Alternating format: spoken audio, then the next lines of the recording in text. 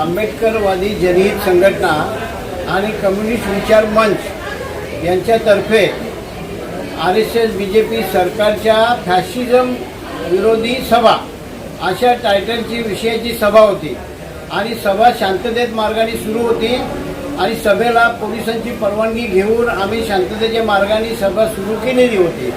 परंतु सभा सुरू असताना त्या ठिकाणी RSS BJPचे कार्यकर्ते आले काही आणि गोंधळ घालायची सुरुवात केली।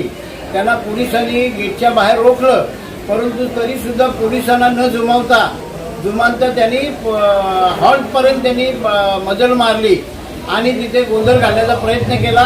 आमच्या सभेचे काही झेंडे वगैरे फेकून दिले आणि तिथे आमच्यावर हल्ला करण्याचा प्रयत्न केला, परंतु पोलिसांनी अत्यंत चतुराईने शिताफीने तो प्रसंग हाताळला आणि आमच्यावरचा हल्ला टळला। परंतु यांची जी दमनशाही आहे, या दमनशाहीच्या विरोधात आम्ही सतत मार्क्सवादी विचारांची लोक आणि कम्युनिस्ट विचारांची लोक एकत्र येऊन यांच्या विरोधात जनजागृती करत राहणार असं आम्ही आवाहन करतो। आम्ही संविधानाच्या मार्गाने लढणारी लोक आहोत।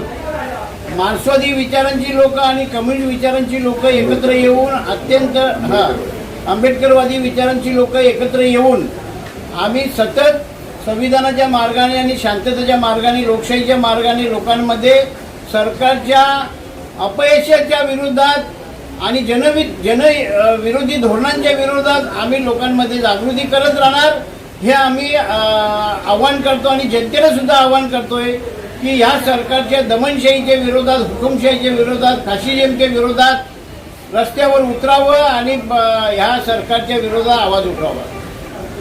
नाही, पोलिसांनी आम्हाला चांगलं सहकार्य केलं आणि जो हल्ला करणार होते, हल्ल्याच्या तयारीत आलेले होते, हॉलपर्यंत ते घुसलेले होते, परंतु पोलिसांनी अत्यंत शांतपणे आणि शिताफीने प्रसंग हाताळला आणि त्यामुळे आमच्यावर हल्ला होऊ शकला नाही।